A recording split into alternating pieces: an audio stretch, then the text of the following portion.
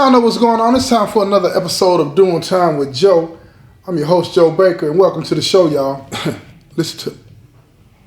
He looked at Kevin. He didn't know what to say. He didn't know what to say because he felt trapped. He felt trapped in his own spider web. If he admits that she knew, then it makes him look like a fool. If he don't answer the question, it makes him look like a fool. But see what happens, most narcissists, when they get trapped like that, they got to pause and come up with something slick to say, to try to get out of it. They don't want to just own it.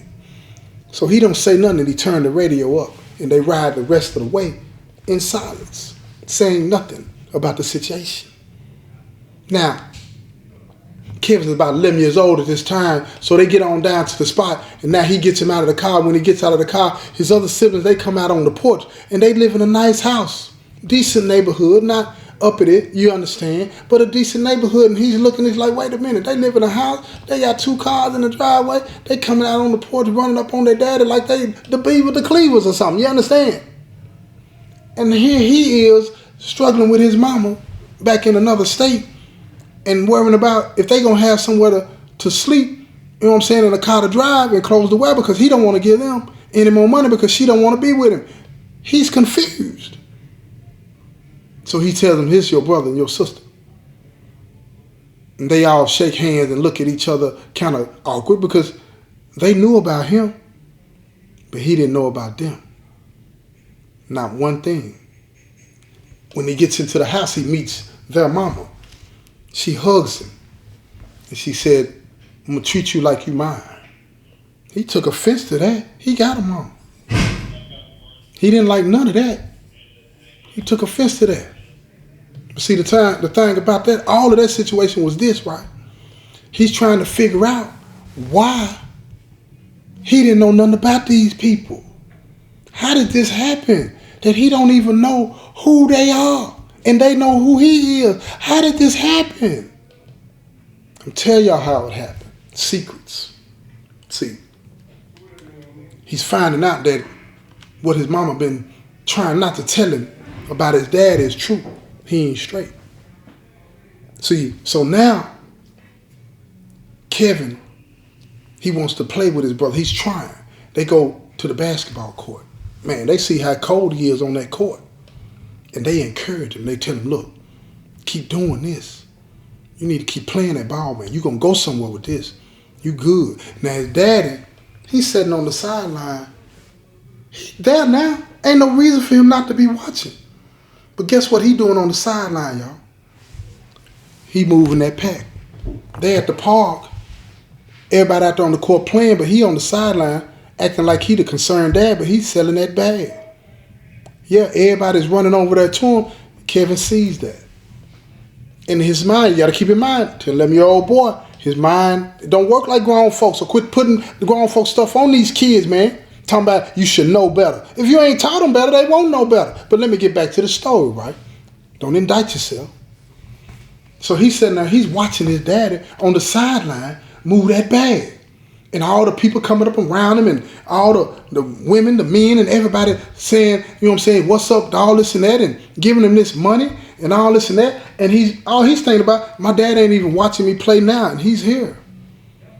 Because everybody out on the court is talking about how good Kevin is, but his dad ain't even watching. If he ain't got a phone up to his ear, he got a piece of dope in his hand, handing it off to somebody to get their money. And he ain't paying no attention to his son, and he's less than 10 feet away from him. No reason not to. But what that taught Kevin was something else got his attention. What is that?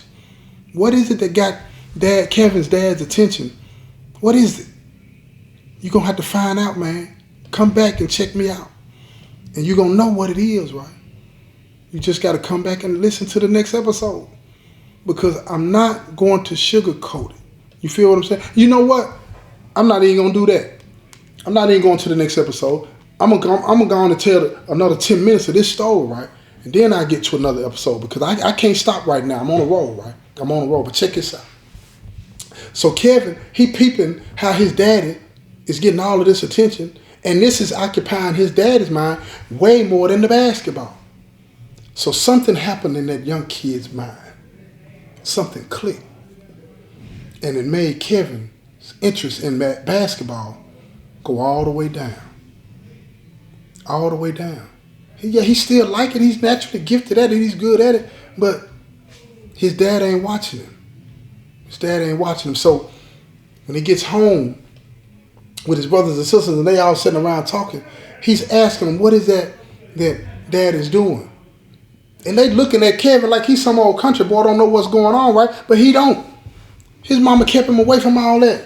She knew the whole time what type of daddy he had, but she kept him away from all that. And she didn't even allow, Kevin's dad, when he would come around, to even bring any of that stuff down and put it in the house. She didn't want that around him. She wanted him to have a better life, a better situation.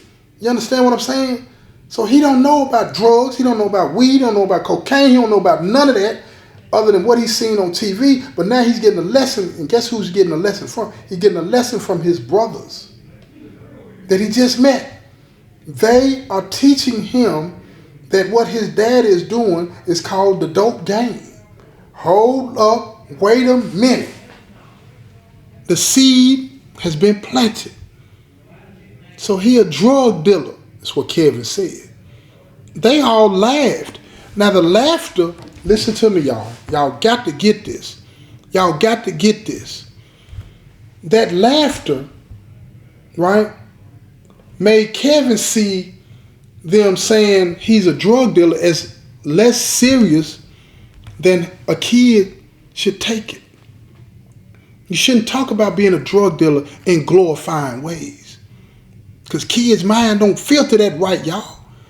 Grown folks have a problem with it, so why would you expect somebody young to really understand and appreciate the seriousness of that? Have a healthy respect for what they shouldn't do. Why would you put that on a kid, right? But here's the thing. Check this out. I need y'all to listen to it.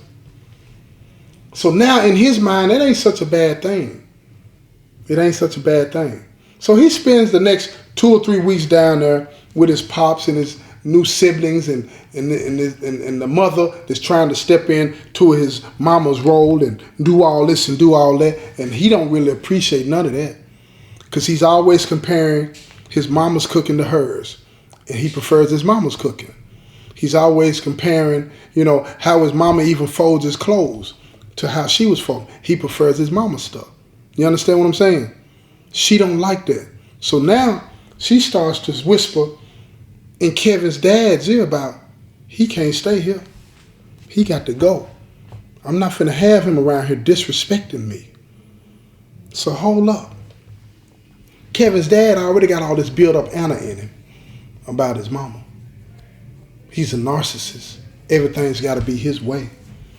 So when he go into the room that night, he tell his other brothers to step out because they all sleep in the same room. He tell them to get out. He needs to talk to Kevin alone. And when they stepped out, Kevin noticed the look that they had on their faces. It was utter fear. It was utter fear, but Kevin didn't understand what that meant because he'd never seen that before. And he'd never seen or heard his dad act like the way he was acting, right? So his daddy stood in the middle of the floor and he told Kevin to get up and he took his belt off. And out of the blue, he said, "You're not going to disrespect my wife." First time Kevin had ever heard him use that terminology with this woman that wasn't his mama. And he started to beat him with the belt. His dad ain't never touched him like that. His dad had never done that. Beat him. I'm talking about beat him out of his clothes. You hear me? Y'all know how hard you got to beat somebody out their clothes? He beat him out his clothes. When he finished beating Kevin, Kevin stood in the middle of the floor because he told him get up. He wouldn't even let him lay down. He was shaking like a leaf on a tree. He had peed all over himself. He had whips and bruises from the back of his neck to the bottom of his feet. This man had beat him into submission and then told him to stand up. He wouldn't even let him lay down and cry. 11-year-old boy, y'all. 11-year-old boy. And he said, the next time she tell you to do something, do it. Kevin's confused. He'd always done what she said do. He never disrespected her the time that he had been there. Never. So Kevin He waits until everybody goes to sleep, and he gets a phone, and he calls his mother at 3 in the morning crying, telling her he wants to come home. Now imagine that. His mama that gave birth to him, that been through the fire with him. She's on the other end of that phone, and she starts to cry because she's like, what happened? And he tells her, he said, Daddy beat me. And she said, why? What happened? He said, I don't know. He just said that I disrespected his wife. Now that infuriated Kevin's mom. It infuriated her. It infuriated her because it triggered something in her about this other woman, right? She wasn't jealous. She was past that. She was past that. He had made his choice. And she was angry though. She was angry that he had beat her son because of something this other woman had said. She's not having it. She said, I'm on my way. And in a shaky, quivering voice, crying, he said, hurry up, Mom. I want to go home. And she reassured him. She said, baby, I'm walking out the door right now, and I'm on my way. It's going to take a couple hours to get there. It's going to take a couple hours, but she drove all night. And she got there about 5:30, 6 in the morning when she pulled up. Kevin hadn't been back to sleep. He had been sitting there looking out the window the whole time. And when he saw the lights pulling in, he grabbed his stuff, what little he had, and he ran out there and he jumped in the car. And she said, sit in this car, and I'll be right back. When she jumped out of the car, Kevin's dad had come out on the porch. And he was trying to greet her. He was like, hey, how you doing? What's going on? And she said, pulling out that Glock 9, pointing it right at him. He froze in his footsteps. He just stopped right where he was at. And she said, don't you ever put your hands on my son again. He looked at her with that street thing in him, right? He trying to play hard because he didn't think she would do it right. He didn't think she would do it. So he said, that's my son. And if he disrespect this house, I'll do that again. Or you don't bring him back down here. She said, he ain't never got to come back down here. Now keep in mind, Kevin is sitting in the car and he's watching all of this stuff take place. And he's seeing, he got the window cracked so he can hear now. He's seeing and he's hearing his mother and father go back and forth about him. And he starts to cry. And his mama, you know what I'm saying, her ears are tuned to him. You know how parents are. They can hear you a mile away. You know what I'm saying? Mothers especially. She heard him crying, so she stopped. She turned around and looked at him. Then she walked back to the car. Kevin's dad tried to walk up on her real fast. She turned around and pointed. She said, don't make me shoot you. She said, I ain't got no problem with it. He froze right where he was at. Stopped. Dead in his footsteps. Right where he was at. She got in the car, and she never took her eyes off of him. Hit that reverse, backed out. They rolled off, headed back to the state that they lived in. Kevin sat in the passenger seat, crying. She was looking at him. She could see the whips on his neck. And she rubbed him, and she said, it's all over your body? And he looked at her. He was hurting. He couldn't even sit down without leaning to the side one way or the other. And she pulled over on the side of on the highway. She said, get in the back seat, lay down and take you a nap. He got out of the car gingerly because he was sore. He got in the back seat and fell out. He felt safe. He was around the one person that had loved him no matter what his whole life. And he went to sleep.